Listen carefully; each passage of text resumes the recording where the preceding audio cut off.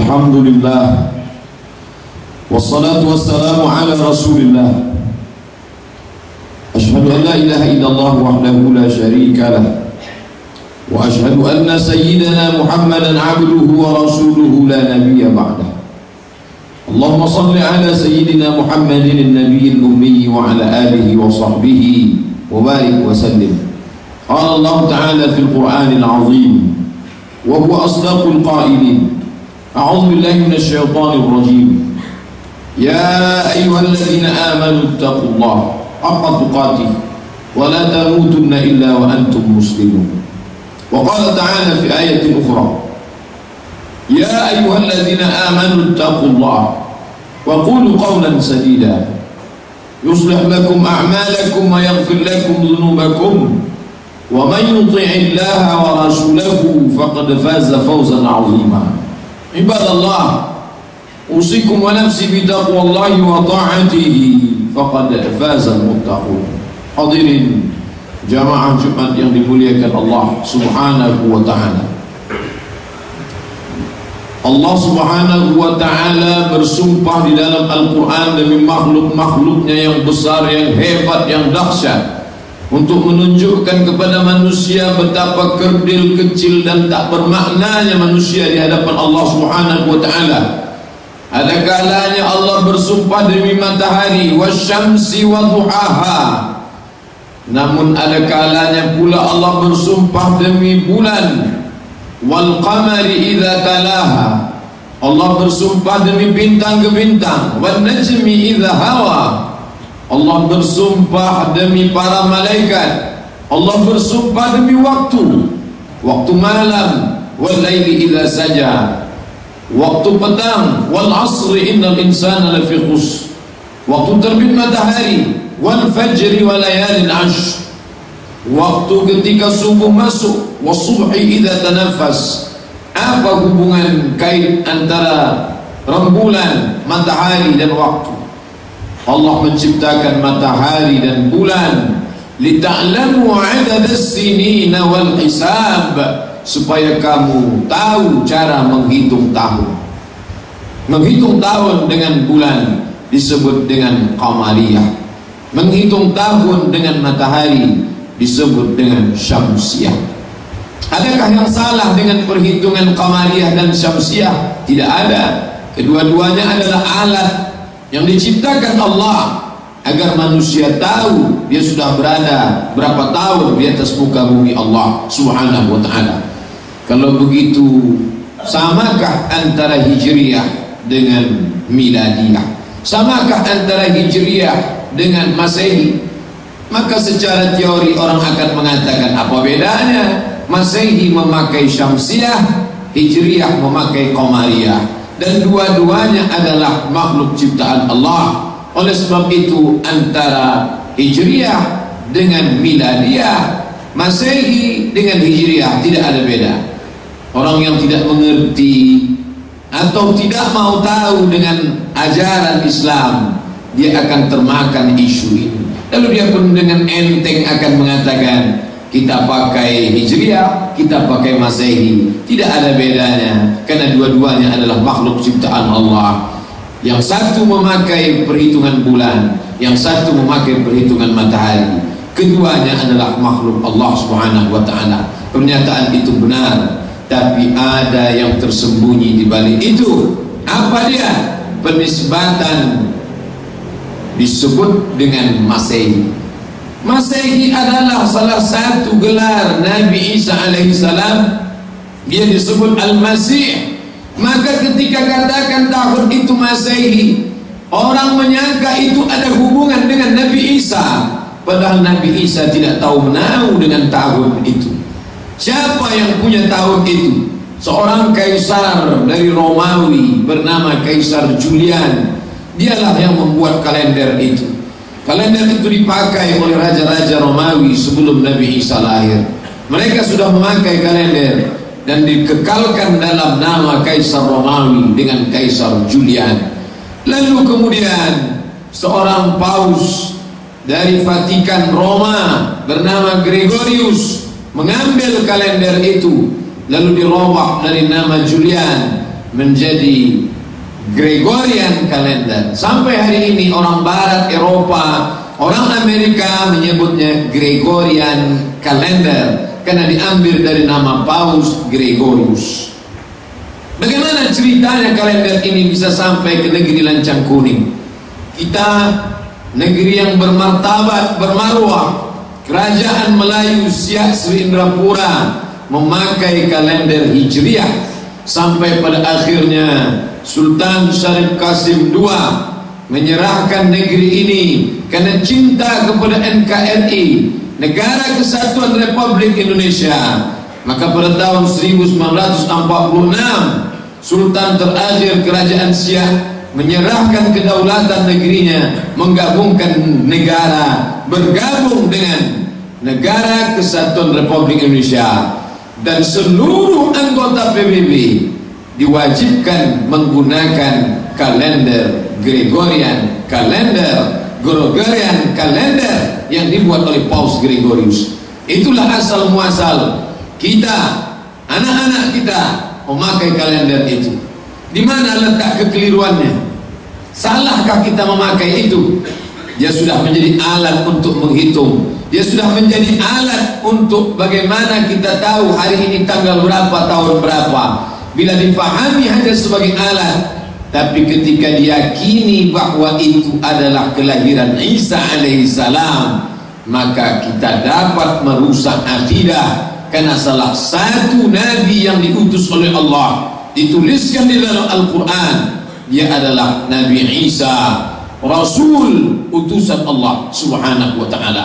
Oleh sebab itu, menjelaskan tentang kalender Hijriah dan Masehi seperti menarik rambut di dalam tepung. Rambutnya tertarik, tepung tidak rusak. Dijelaskan dengan baik, karena jika tidak, ini akan terjadi gesekan pada akidah, gesekan pada keyakinan. Karena kita tidak hanya disuruh beribadah kepada Allah, tapi juga meyakini bahwa nabi-nabi itu adalah utusan Allah. Ketika kita mengikuti bahwa nabi itu disebut anak Tuhan, maka kita selalu menyebut Allah. Selalu di akhir nama Allah itu disebut Subhanahu wa ta'ala. Apa makna Subhanahu wa ta'ala? Subhana, maha suci dia, wa ta'ala, maha tinggi dia. Kenapa disebut maha suci? Maha suci dia dari sifat-sifat manusia. Lam yalid, dia tidak beranak. Walam yulad, dan dia tidak diperanakkan. Kenapa dia disebut maha tinggi? Dia tinggi. Walam yakul lahu kufuwan ahad, tidak ada satupun yang setara dengan dia. Anak-anak kaum muslimin mesti dijelaskan oleh orang tuanya. Bagaimana orang tua mau menjelaskan kepada anak kalau orang tua tidak mengerti masalah penanggalan ini?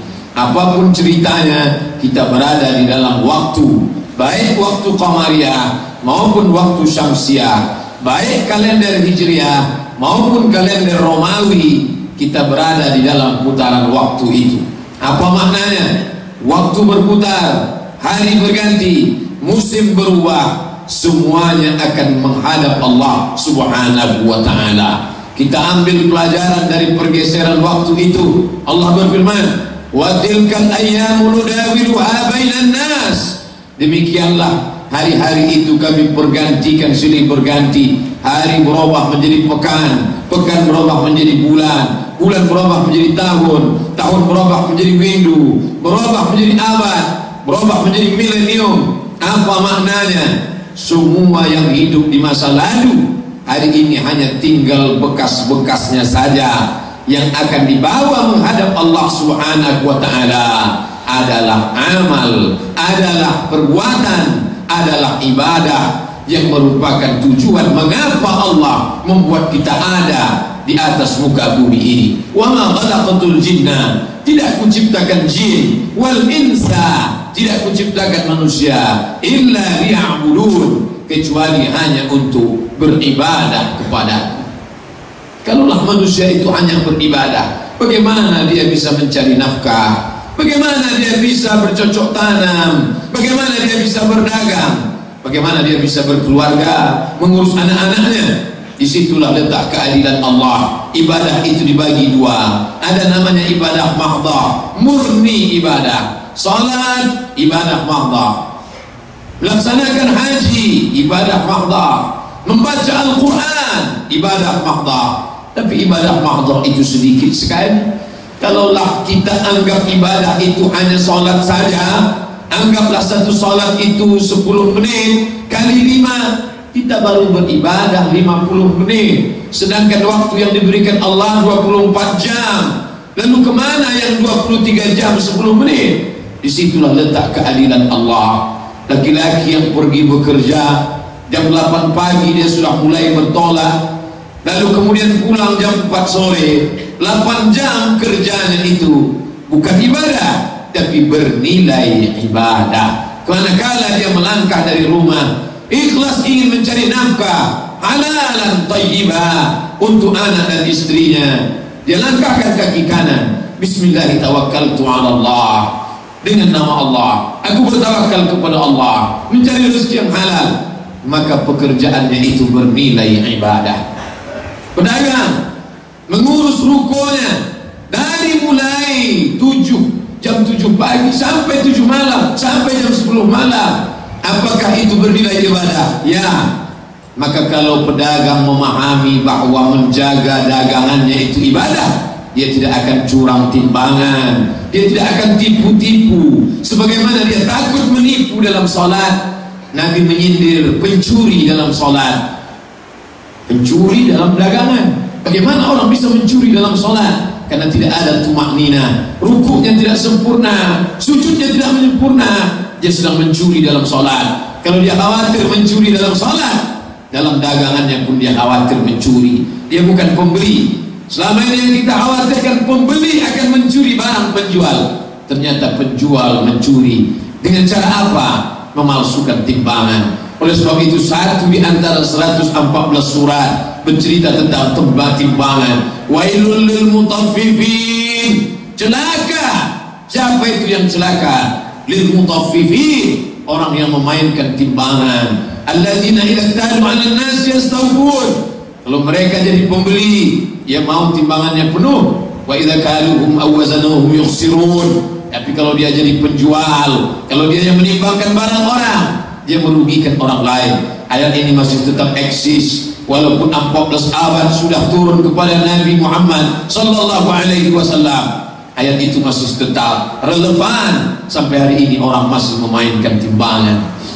Para pegawai, para petani, apakah mereka luput dari kecurangan? Bisa saja. Maka Nabi mengatakan man ghasyana falaysa minna, siapa yang menipu bukan golongan kami.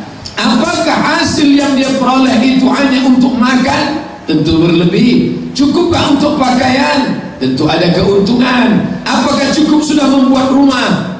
Kita berharap dia lebih dari sekedar punya rumah dan kendaraan. Lalu kemana sisa harta itu? Apakah hanya untuk memuaskan hawa nafsu? Lagi. Hawa nafsu tak terbatas, unlimited, tanpa tepi, seperti laut, air laut yang ketika terus diminum tenggorokan akan kering, makin aus, makin kering. Sampai-sampai diumpamakan Nabi sallallahu alaihi wasallam, "Lau kana li bani Adam wadiyan min dhahab." Seandainya anak Adam, seandainya manusia itu punya lembah dari emas, cukupkah? Apakah dia katakan, ya Allah, cukup sudah? Latamanna ayyakuna lahu wadiyan akhar. Dia akan meminta satu lembah lagi. Saya minta 2, saya minta 3, saya minta 4. Andai ada 4, dia akan minta 5. Sampai kapan? Walan yamla fahu illa turab. Tidak ada yang dapat mengenyangkannya, tidak akan dapat membuatnya berhenti illa turab, sampai tanah menyumpat mulutnya, sampai dia masuk ke liang kubur, sampai dia masuk ke alam barzakh, barulah dia merasa puas. Lalu apa yang tinggal dari perputaran matahari dan bulan, dari pergantian siang dan malam? Apa yang akan tinggal? Yang tinggal adalah sedekahun jariyah, sedekah jariyah. Bila kita naik sampan di tepian Sungai Siak, kita melihat rumah-rumah kayu yang besar, tapi sudah mulai lapuk dan tumbang, mulai dimakan masa. Orang yang tahu sejarah berkata, itulah dulu rumah bangsawan, itu rumah datuk, itu rumah tuan, itu rumah orang kaya pada masanya. Dulu ketika transport masih memakai sungai sebelum ada jalan aspal, jalan raya. Hari berganti musim berubah, transportasi sungai ditinggalkan orang, rumah-rumah orang kaya mulai dihinggapi lumut. Mantan orang kaya, bekas rumah penguasa. Begitulah 100 tahun akan datang. Hari ini kita melihat rumah-rumah besar di pinggir jalan, kita melihat istana-istana.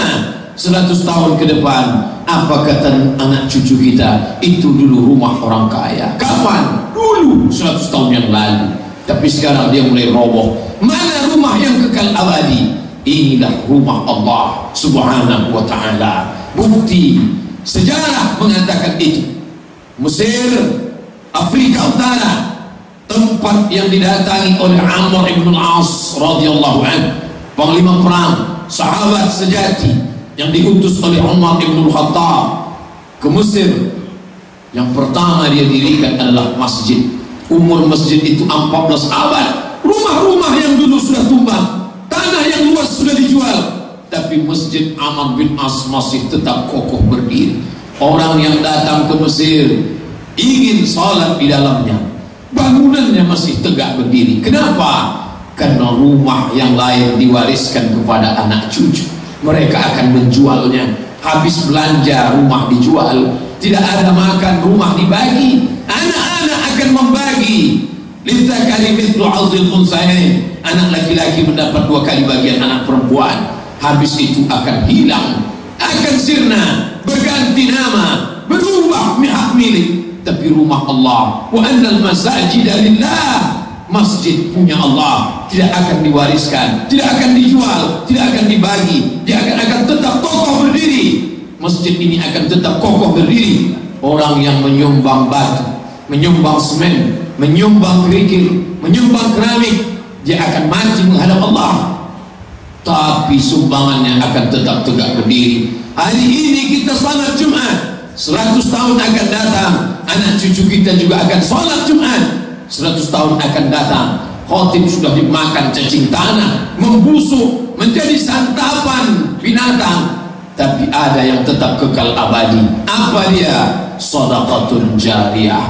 Ada anak yang soleh, alhamdulillah. Di mana anak soleh itu dididik? Di dalam masjid. Siapa yang membangun masjid? Orang yang punya harta, maka mencari harta itu wajib hukumnya. Idza qudiyatis shalah, kalau salat sudah dilaksanakan, fantashiru fil ardh, bertebaranlah kalian di atas muka bumi Allah. Untuk apa? Wabtaghu min fadlillah, carilah karunia Allah, carilah sebanyak-banyaknya. Apa beda orang Islam dengan orang kafir? Orang Islam mencari nafkah, orang kafir juga. Orang Islam kaya, orang kafir lebih kaya. Di mana letak bedanya? Orang kafir mencari kekayaan, memperturunkan hawa nafsu, ingin. Orang Islam mencari kekayaan, ingin membangun rumah Allah, ingin meninggalkan amal jariah.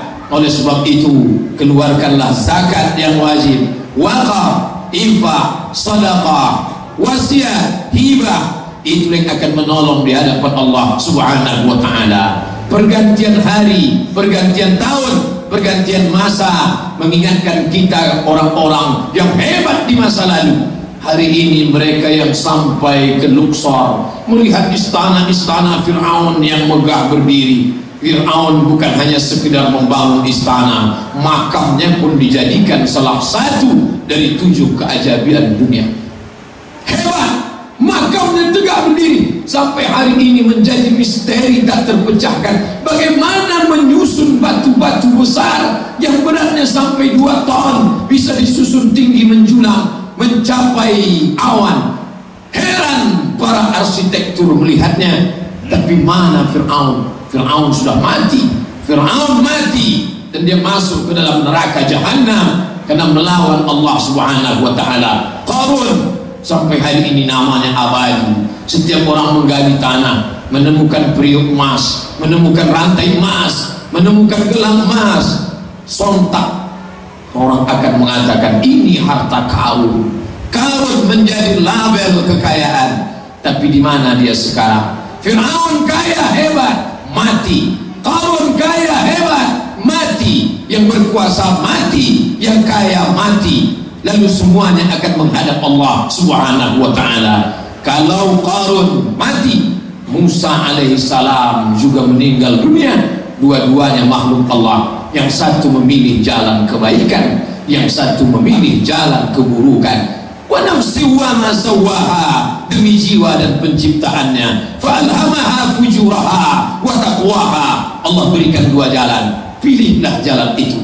Apakah jalan takwa, apakah jalan fujur? Khatib setiap hari Jumat memesankan, usikum wa nafsi bi taqwallah, pilihlah jalan takwa. Tapi hanya sekali dalam sehari khatib berpesan. 6 hari orang diajak untuk fujur. Ayo jahat, ayo tumpuk, ayo simpan, jangan keluarkan zakat, jangan keluarkan infak, jangan kau bersedekah. Kalau kau bersedekah kau akan susah, kalau kau berwakaf kau akan miskin, kalau kau berinfak kau akan melarat. 6 hari telinga dibisikkan oleh bisikan-bisikan, allati yuwaswisu fi sudurin nas minal jinnati wan nas. Khatib tetap juga mengajak, usikum wa nafsi bi taqwallah, pakailah harta itu di jalan Allah. Umur yang dititipkan Allah isi dengan amal saleh. Apapun yang berganti, apapun yang berubah, tahun boleh berganti, masa boleh berubah, sekali la ilaha illallah, istiqamah. Makanya dalam ungkayan doa dikatakan, Allahumma ahyina bil iman wa amisna bil iman. Tapi banyak juga yang mati dalam keadaan su'ul khatimah.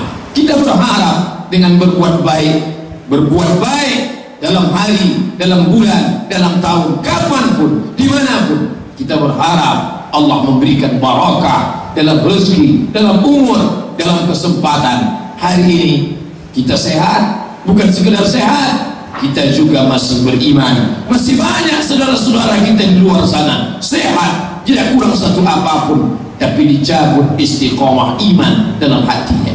Hari boleh berubah, tapi yang kaya akan mati. Musim berganti, yang berkuasa akan binasa. Sampai masanya kita akan diminta pertanggungjawaban di hadapan Allah. Yang akan kita bawa adalah apa yang pernah kita perjuangkan. Membangun rumah Allah, salah satu amal soleh utama. Man bana masjidan, siapa yang membangun masjid, banallah mithlahu baitan fil jannah, dibangunkan Allah untuknya satu rumah di dalam surga. Andai tidak mampu semuanya, jangan tinggalkan semuanya. Barakallahu li wa lakum fil Qur'anil azim wa nafa'ani wa iyyakum bima fihi minal ayati wa dzikril hakim wa taqabbala minni wa minkum tilawatahu innahu huwal ghafurur rahim.